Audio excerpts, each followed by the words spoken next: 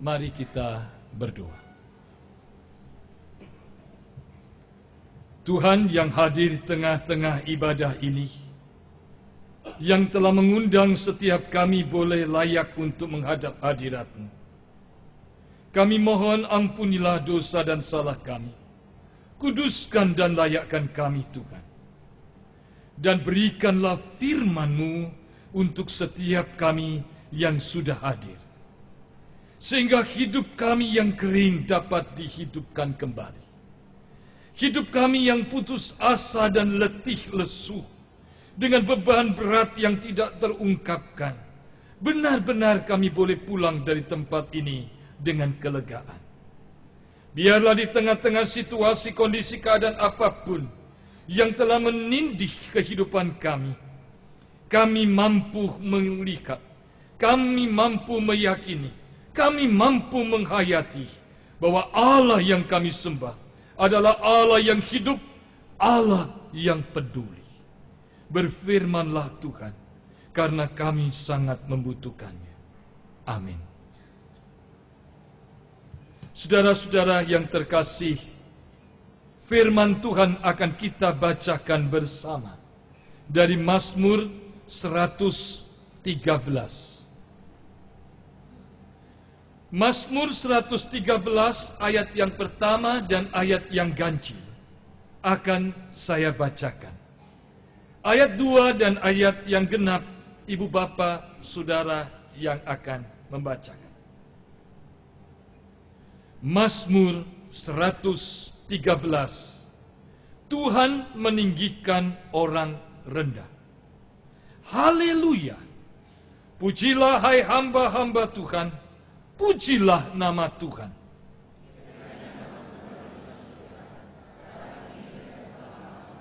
Dari terbitnya sampai kepada terbenamnya matahari, terpujilah nama Tuhan.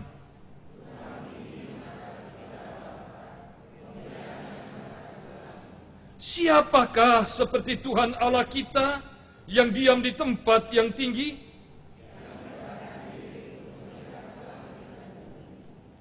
Ia menegakkan orang yang hina dari dalam debu dan mengangkat orang yang miskin dari lumpur.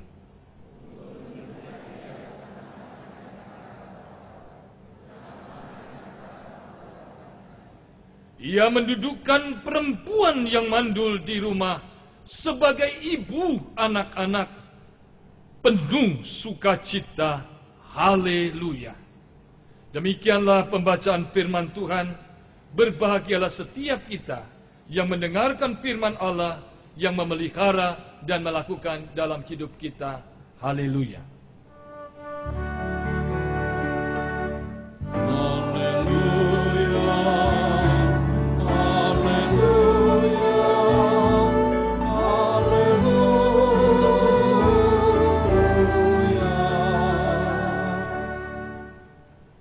Ibu bapa, saudara-saudara yang terkasih, Shalom. Tema kebaktian hari ini adalah Allah peduli. Tidak sulit kita untuk mempercayai bahwa Allah peduli. Saya yakin setiap kita akan mengatakan, sungguh benar Allah itu peduli. Tetapi dalam kenyataan dan fakta hidup, untuk menghayati dan mengalami bahwa Allah peduli dalam segala situasi, kondisi, dan keadaan, tidak sesederhana yang seringkali kita pikirkan. Di sebuah pemakaman, seorang ayah mengajak 3 anaknya, kemudian mengelilingi sebuah pusara. Dengan sedih menangis, mereka meratap di sana. Rupanya yang meninggal itu adalah istri dari bapak itu, ibu dari ketiga anak-anaknya. Ayah itu sungguh sangat sedih karena 2 hal. Yang pertama, di saat usaha dan pekerjaannya bangkrut, di saat ketika dia sungguh terpuruk dan tidak ada seorang pun yang mau mengerti dan merasakan dan menghargai dia. Istri satu-satunya orang yang paling mengerti dan mensupport dia meninggal. Yang kedua, dia merasa bersalah. Karena ketika istrinya sakit, dia merasa dia terlambat membawa istrinya ke dokter, ke rumah sakit. Karena nggak punya uang. Dan di dalam hatinya dia berkata, ini karena aku. Karena aku terlambat, karena aku laki-laki tidak bertanggung jawab. Maka sekarang istriku harus meninggal. Yang paling menyedihkan sekarang, apakah karena perbuatanku ini, karena keterlambatanku, 3 anak-anak yang masih memerlukan ibunya, sekarang ini mereka harus kehilangan orang yang berarti. Apa yang menjadi doa sang ayah ini? Tuhan, Engkau ada di mana? Mengapa Engkau membiarkan semuanya itu terjadi? Di gereja, dia meyakini Allah itu hidup, Allah itu mengasihi, Allah itu peduli. Di mana kepedulian Allah ketika dia harus menerima kenyataan? Orang yang paling dia harapkan, orang yang paling mengerti dalam hidupnya, orang yang paling mensupport dia, sekarang harus meninggalkan dia. 3 anak-anaknya dengan menangis, mereka berdoa kepada Tuhan dan bertanya, Tuhan, salah kami apa? Kami membutuhkan seorang ibu dan tidak mungkin digantikan oleh siapapun. Di mana Engkau Tuhan? Ketika kami memerlukan seorang ibu, Engkau membawa dia pulang. Dapatkah kita di situasi, kondisi, keadaan yang seperti ini, kita dengan yakin, dengan sungguh-sungguh akan mengatakan, sungguh benar Allah itu peduli dalam hidup kita. Mungkin pagi ini, Bapak Ibu Saudara ada yang sedang kecewa. Kecewa karena pekerjaan yang telah diupayakan tetapi tidak berhasil. Kecewa karena apa yang diperjuangkan tidak dihargai oleh orang. Bahkan diremehkan, dihina, disalahin, dan dicaci maki. Seolah-olah apa yang dikerjakan tidak ada satupun yang baik. Tetapi semuanya jelek, semuanya sia-sia. Mungkin pagi ini, di antara kita ada yang kecewa. Karena hati kita ingin mengerjakan sesuatu yang mulia, yang baik untuk keluarga kita, untuk orang yang kita cintai. Tapi fisik kita tidak mampu. Pengalaman kita tidak bisa mengatasi. Isi hati kita yang terbaik untuk melakukan itu ternyata tidak sanggup untuk menyampaikan pesan kita. Bahkan apapun yang kita punyai tidak mampu melakukan sesuatu bagi orang yang kita cintai. Pagi ini mungkin Bapak Ibu Saudara kecewa. Karena keluarga yang saudara dambakan sebagai keluarga yang utuh, yang rukun, yang tentram, yang bahagia, ternyata dalam fakta hidup tidak saudara alami seperti yang saudara pikirkan. Ada seorang istri yang berkata, suamiku itu orang baik, dia jujur, dia tidak korupsi, dia tidak selingkuh, dia tidak KDRT. Tetapi saya harus menyatakan, saya seringkali iri. Suami saya bisa berbuat baik kepada banyak orang dengan lembut, dengan penuh kasih sayang, dan menyentuh, dan menjadi berkat bagi orang lain. Tetapi dalam hati saya bertanya, kapan saya istrinya yang menikah puluhan tahun itu diperlakukan seperti itu? Mungkin banyak suami yang merasa dan bangga dengan istrinya karena istrinya itu hebat. Istrinya peduli dengan banyak orang. Istrinya luar biasa. Istrinya di dalam aktivitas masyarakat dan gereja dan pekerjaan menjadi orang yang teladan. Tetapi suami mungkin bertanya, kapan saya mendapatkan sebagian saja seperti yang dilakukan istri itu kepada saya? Di saat seperti inilah saudara, berapa banyak anak-anak yang ketika melihat dan mendengar pujian orang tentang ayah ibunya, tetapi hari ini di dalam doanya dia bertanya kepada Tuhan, Tuhan, di mana Engkau Allah yang peduli itu? Ketika kami mendambakan orang tua kami, memperlakukan kami seperti baiknya memperlakukan orang lain. Saudara-saudara, rupanya ketika kita dalam keadaan kecewa, dalam keadaan putus asa, dalam keadaan membutuhkan sesuatu, tidak semudah itu untuk menghayati dan mengalami Allah yang peduli. Apalagi ketika dihina, diremehkan, diperlakukan tidak adil, ditindas dan dikata-katai, dan kita secara fisik, secara apapun kita tidak berdaya. Bahkan berapa banyak orang yang hari ini ketika dia sungguh-sungguh niat lakukan yang terbaik untuk banyak hal, fisiknya terbatas dan dia bertanya, di mana Allah yang peduli itu? Saudara, kita amini Allah sungguh peduli. Mazmur 113 menceritakan dua hal.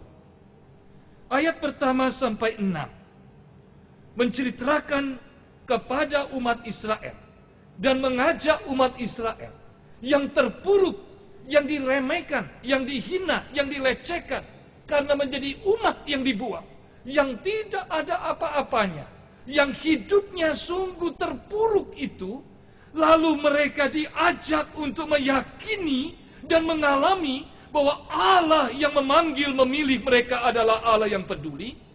Lalu dalam ayat 1 sampai 6 itu mengajak umat Israel bagaimana caranya untuk bisa menghayati, bisa mengalami, bisa merasakan dalam situasi kondisi keadaan yang terpuruk, Allah sungguh peduli kepada kami. Saudara-saudara, ayat 1 sampai 6 itu merupakan nyanyian yang mengajak umat Israel mengingat kebesaran Tuhan, kemuliaan Tuhan, kuasa Tuhan, Sang Pencipta yang luar biasa. Dan kemudian di dalam nyanyian ini mengajak tidak ada alasan untuk tidak memuji, membesarkan nama Tuhan. Tidak ada alasan umat Israel yang situasi kondisinya tidak baik. Tidak ada alasan umat Israel yang diremehkan, dihina, dan diinjak, dan ditindas, dan diperlakukan tidak adil itu untuk tidak memuji dan menyembah Tuhan. Karena di dalam fakta hidup, setiap saat, setiap nafas hidup umat Israel selalu dipenuhi dengan kebesaran, kuasa, kasih setia, dan kebaikan Tuhan. Dan Israel diajak untuk mengalami Allah yang peduli ketika mereka menyanyikan itu, menaikkan itu, menyembah itu, sehingga mereka dalam keadaan terpuruk meyakini Allah tidak meninggalkan mereka, tapi Allah peduli. Saudara-saudara, inilah bagian yang pertama.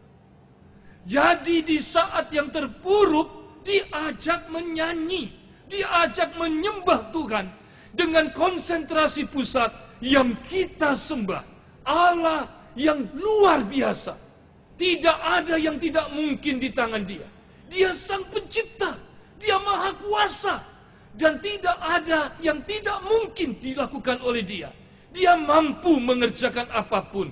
Dia tidak pernah membiarkan anak-anaknya, dan Dia patut disembah, patut dimuliakan, karena Dia selain Maha Kuasa, selain Maha Besar, adalah Allah yang kasih setianya tidak pernah berubah. Yang kedua, dan ayat 7 sampai 9.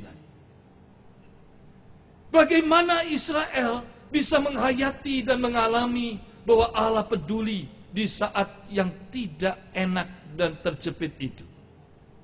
Di bagian yang ayat 7 sampai 9, Israel diajak mengingat Siapakah Allah yang maha kuasa, maha besar, maha mulia, sang pencipta, yang kasih setianya tidak berubah, yang sungguh perkasa dan mampu melakukan itu?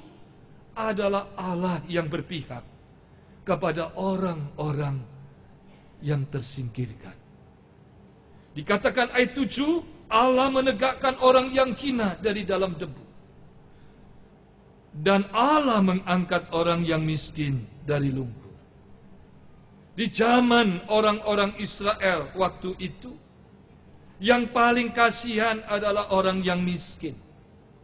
Orang yang miskin dan orang yang hina status, jabatan, pekerjaan, dan kehidupannya. Karena hidup mereka itu bagaikan orang yang sudah kecemplung di lumpur. Semakin bergerak, semakin berusaha, semakin tenggelam. Artinya menggambarkan hidup orang yang miskin, semakin hari semakin tenggelam, semakin berjuang semakin miskin, semakin berusaha semakin utang, dan semakin hidupnya memperjuangkan haknya semakin tertindas dan menderita. Dan orang-orang yang seperti ini dikaitkan dengan orang yang hina. Dianggap hidupnya itu sudah tidak bermartabat, tidak ada manfaat, hidupnya sia-sia. Orang masih hidup tetapi dalam debu. Artinya apa? Seperti orang hidup yang masuk kuburan. Ayat ini mau menggambarkan saudara-saudara ada di tengah-tengah kehidupan umat Tuhan yang begitu dihina, yang begitu miskin, yang begitu diremehkan, yang begitu gak dianggap apa-apa, bahkan dianggap tidak ada, bahkan tidak didengar, bahkan seolah-olah orang itu lebih baik mati. Kadang-kadang kita merasakan itu juga, bukan? Di tengah-tengah keluarga. Ketika kita masih muda, semua orang datang mencari kita. Ketika kita masih punya jabatan, semua orang menghormati, menghargai kita. Tapi ketika semuanya sudah selesai, satu demi satu mereka meninggalkan kita. Bahkan mungkin anak-anak dan keluarga kita jarang menelepon. Perasaan kita sepertinya sudah kurang berarti. Apalagi kalau fisik kita sudah mulai menurun.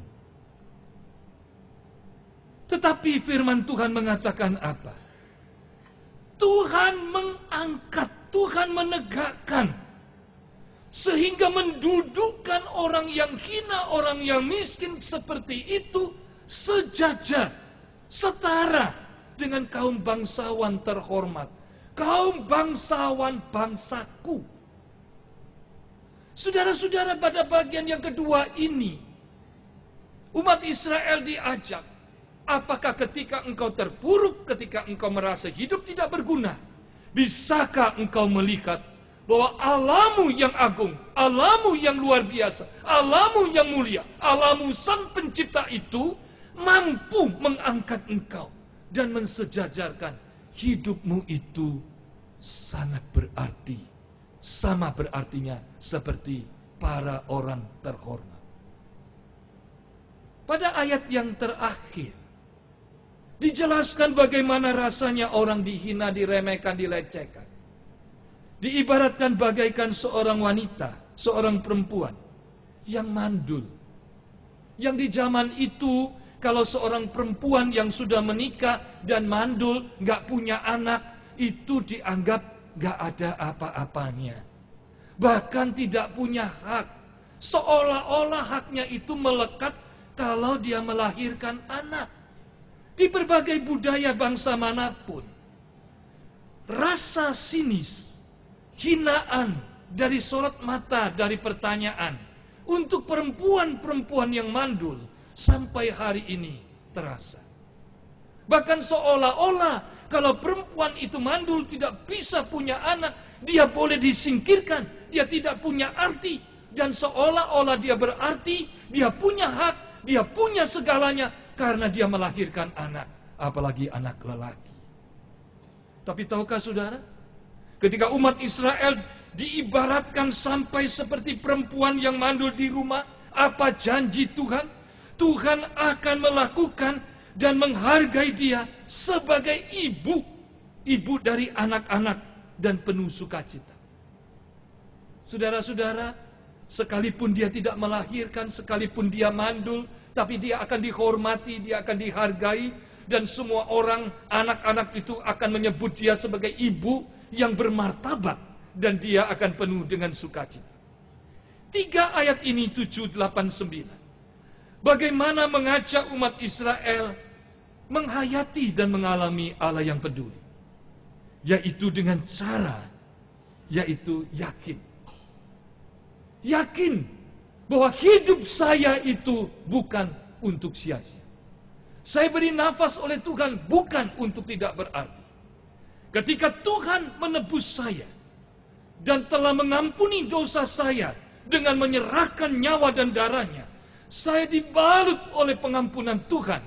Siapapun saya, apapun keadaan saya, apapun latar belakang saya, apapun keterpurukan saya, apapun kegagalan saya, apapun kehancuran hidup saya, apapun keadaan keluarga saya dan pekerjaan saya, Tuhan mau mengatakan, Allah merancang sebuah hidup yang bermartabat.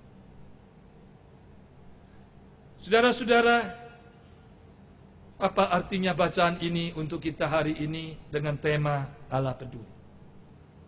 Pesan yang pertama untuk saudara dan saya.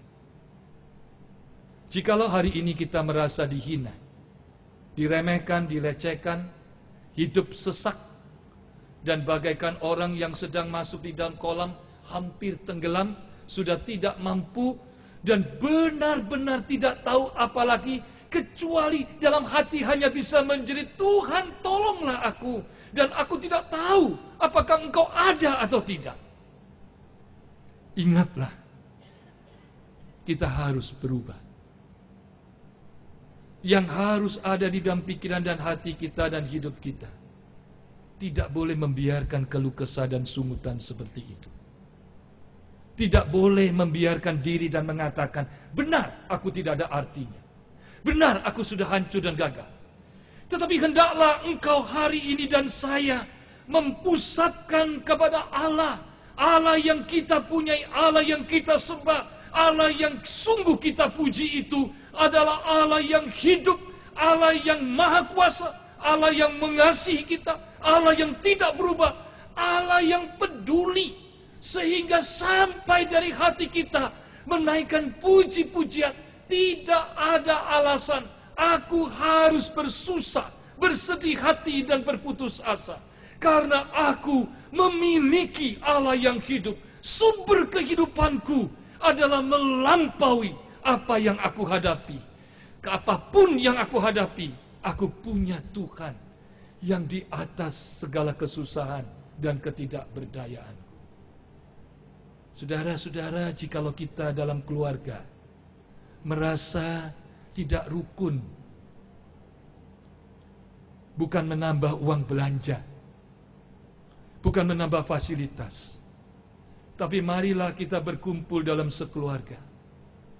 Kita saling mengingat dan menyanyikan pujian. Sungguh luar biasa Allah kita. Kita lahir tidak bawa apa-apa, tapi sekarang kita punya banyak hal. Ketika saudara dan saya mau belajar dari apa menjadi pengalaman Israel ini, selalu menghitung kasih setia Tuhan, selalu memikirkan dan memberi tempat pikiran kita dipenuhi dengan kasih setia, anugerah, kebesaran, kebaikan, kemurahan Tuhan, dan mulut bibir kita selalu menyanyikan, mengucapkan satu pujian, satu sukacita karena kita melihat kebaikan Tuhan yang luar biasa. Ketika hati kita diberi tempat seluas-luasnya untuk kebaikan Tuhan selama hidup kita.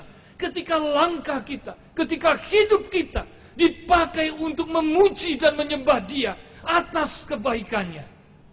Maka benar-benar saudara, Allah itu peduli, tidak hanya kita ucapkan, tapi kita alami.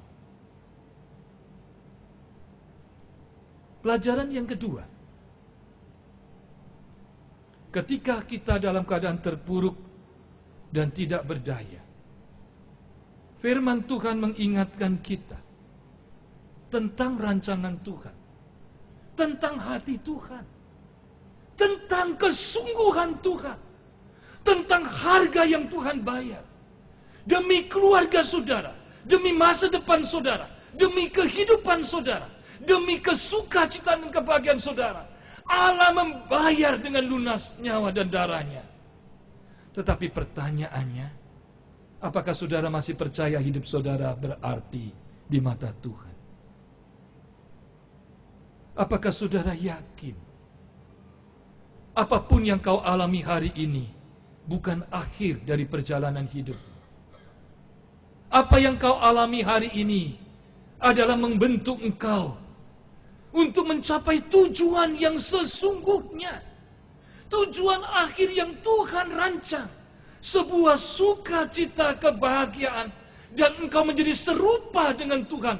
Engkau bermartabat, keluargamu adalah keluarga ilahi. Dan ketika engkau menikah di gereja, apa yang diucapkan oleh firman Tuhan, apa yang diberkati oleh Tuhan, diberkati untuk selama-lamanya, sampai kepada anak cucu dan keturunan. Mengapa engkau putus asa hari ini?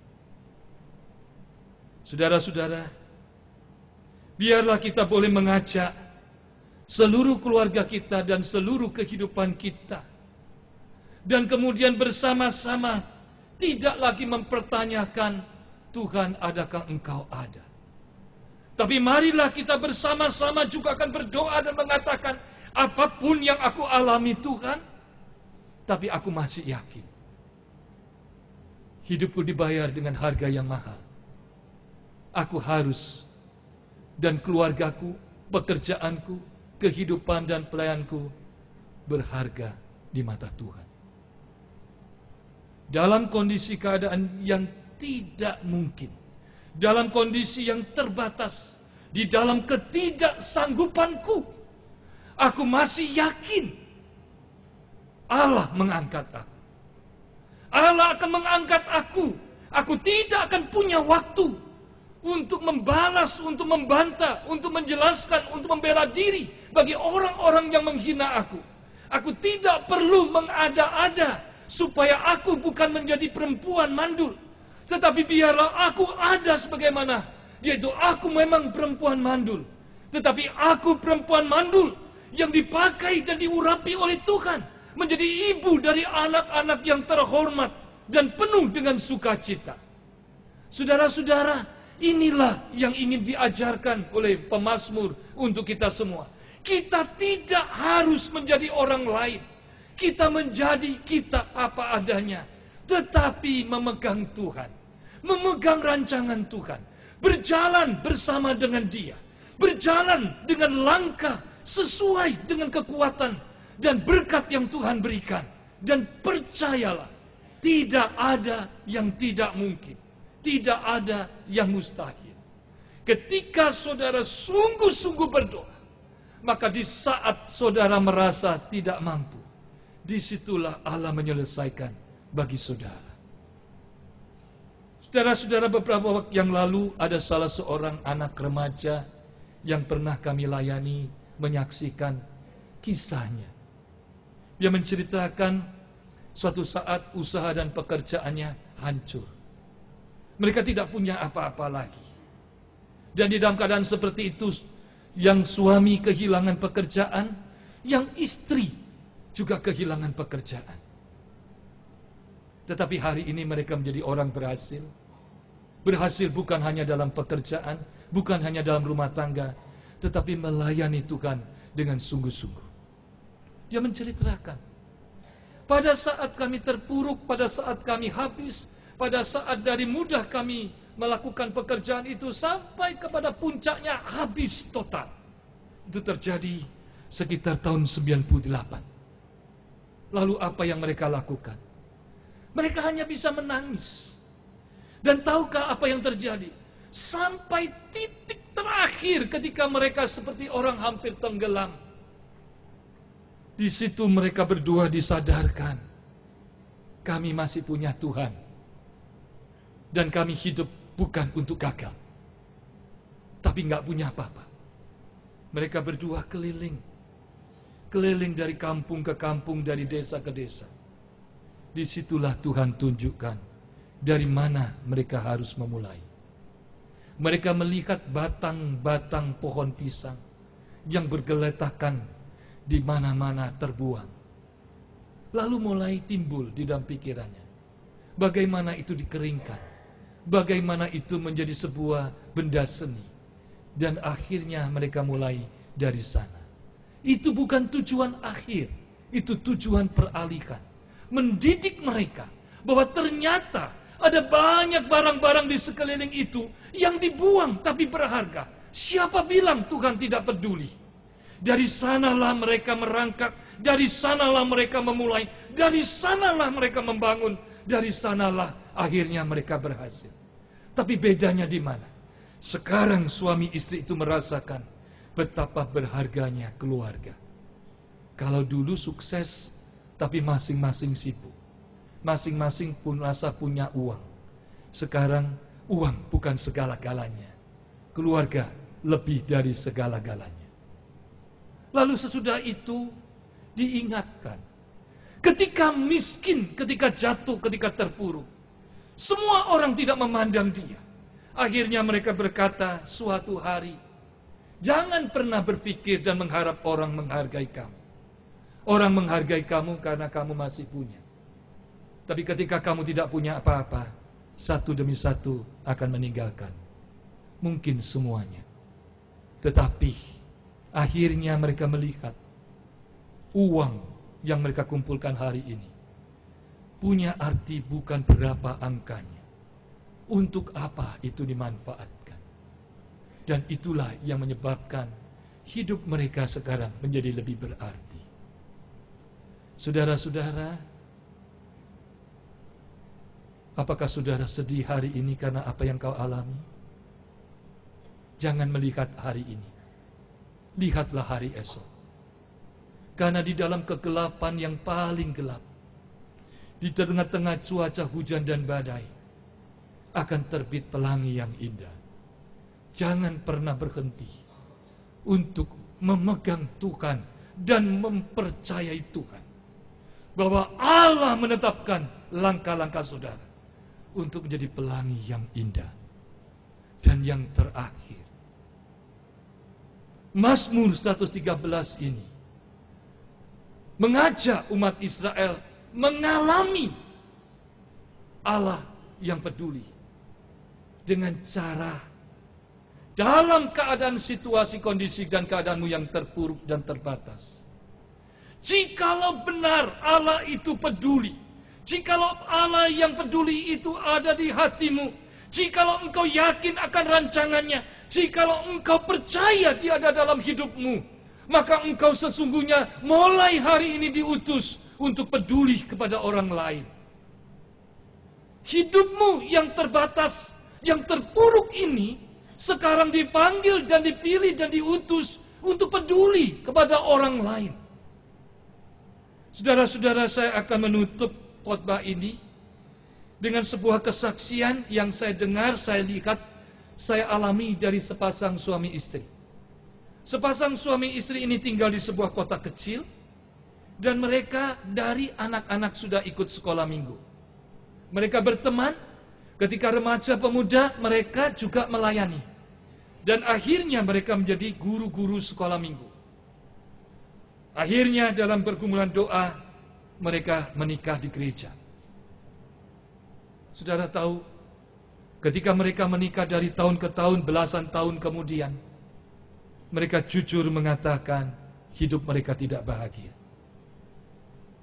Karena hidup mereka penuh dengan pertengkaran, penuh dengan saling menyakiti. Lalu mereka bertanya, di mana salahnya? Bukankah kami memilih pasangan hidup dengan doa? Sudah sepadan, seiman, segereja, sepelayanan, dan seperjalanan dari rasa anak-anak. Jawabannya tidak ada. Lalu persoalannya apa? Persoalan ekonomi. Seperti apa contohnya? Misalnya dikatakan oleh suaminya, hari Minggu itu kami berdua datang ke gereja, mendengarkan khotbah dengan penuh semangat, pulang dengan antusias. Karena khotbahnya memberi pesan, bersukacitalah selalu, mengucap syukurlah senantiasa, dan tetaplah berdoa. Sudah pulang, suami ngambil sepeda motor, istri bonceng. Di atas boncengan itulah khotbahnya buyar semua. Mulai bertengkar. Dimulai dari istrinya mengatakan, lihat itu Pak. Apa yang dilihat? Coba lihat kananmu. Oh kenapa? Motor Bapak si Anu itu baru. Motor kita butut. Seringkali mogok. Kapan punya motor yang tidak mogokan? Ributlah kita dari gereja sampai rumah, diteruskan di rumah. Setiap hari pokoknya ributnya, pendapatan tidak cukup.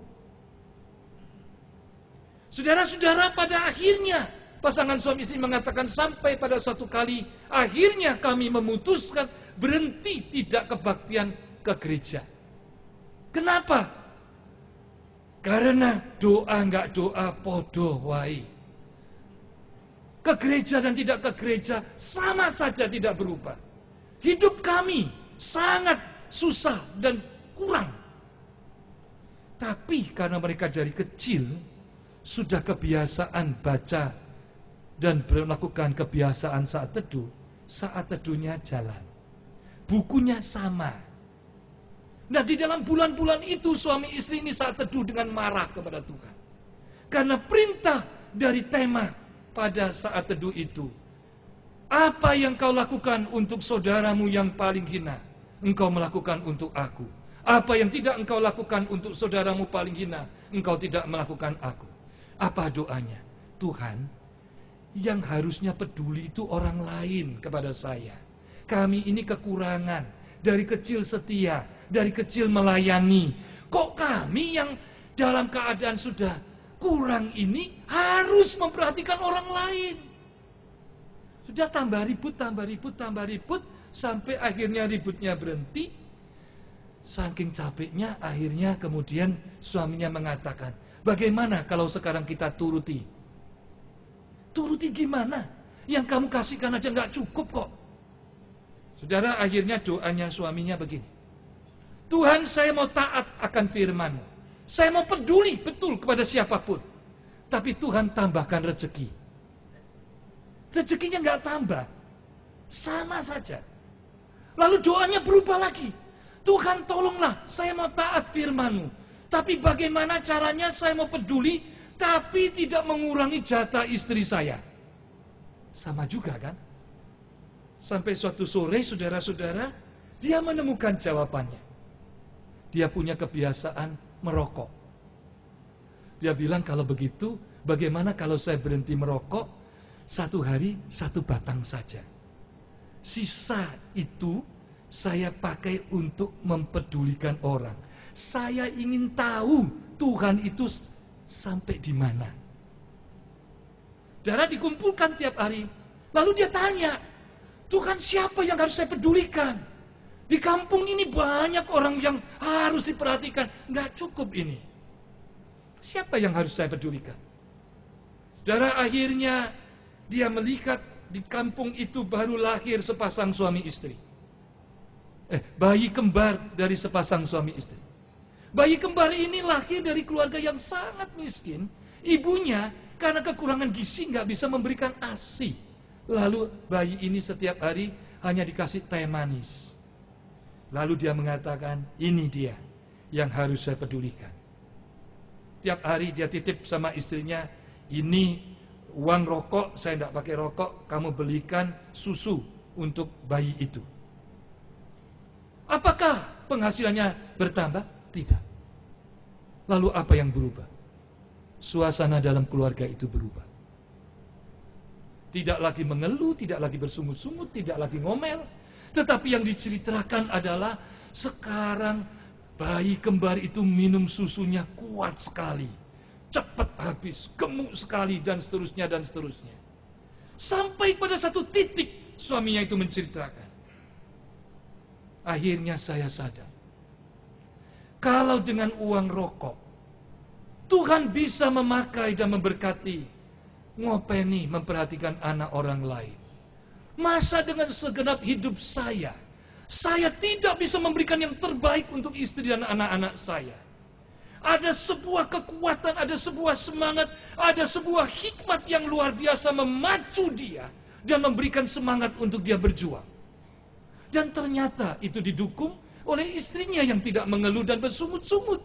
Istrinya mengatakan, bayangkan dengan uang rokokmu saja, bayi itu senang, keluarga itu sukacita. Kita ini setiap hari dikasih oleh Tuhan lebih dari uang rokok. Masa kita nggak bisa lebih sukacita? Akhirnya istrinya mengatakan pada suaminya, boleh nggak saya part time? Setelah suasana itu melihat dengan sukacita kebaikan dan kasih setia Tuhan, ketika seluruh keluarga itu bisa melihat apa yang ada di dalam rumah itu ternyata berharga di mata Tuhan, bagaikan 5 roti dan 2 ikan, maka kemudian apa yang mereka kerjakan dalam pekerjaan itu sudah diberkati oleh Tuhan berkali-kali lipat ganda. Dan benar-benar makmur. Tetapi makmurnya sukacita, karena melihat kuasa dan kebaikan Tuhan. Lalu dia bertanya kepada saya, Pak Pendeta, sesungguhnya ketika kami menjalankan apa yang ada di hati kami, Kristus yang peduli dengan kami, untuk kami praktekkan kepada orang lain, siapa sesungguhnya yang lebih diberkati? 2 bayi kembar itu atau kami sekeluarga? Kalau dihitung sekian hari, sekian bulan, sekian tahun, kali sekian rupiah tiap hari, dibandingkan keluarga kami yang bahagia, nggak ada apa-apanya. Belum pernah semenjak kami menikah, kami mengalami kerukunan, kebahagiaan seperti ini. Dan itu terjadi ketika kami membawa Allah yang peduli itu, kami praktekkan. Dan belum pernah kami mendapatkan rezeki luar biasa seperti ini. Dan itu lebih dari susu yang dibeli untuk bayi kembar itu. Itu terjadi ketika kami mempraktekkan Allah yang peduli itu, kami baru bisa melihat berkat Tuhan yang melimpah dalam hidup kami. Jikalau pada hari ini saudara dan saya kecewa dan putus asa, dan kita merasa hampa, jangan menyerah, jangan putus asa. Mulailah, berikan hatimu, berikanlah kepedulian yang ada di hatimu dari Kristus kepada orang-orang yang ada di sekitar. Allah peduli, Allah mengutusmu menjadi utusan Allah, memberikan kepedulian Tuhan untuk orang lain. Amin.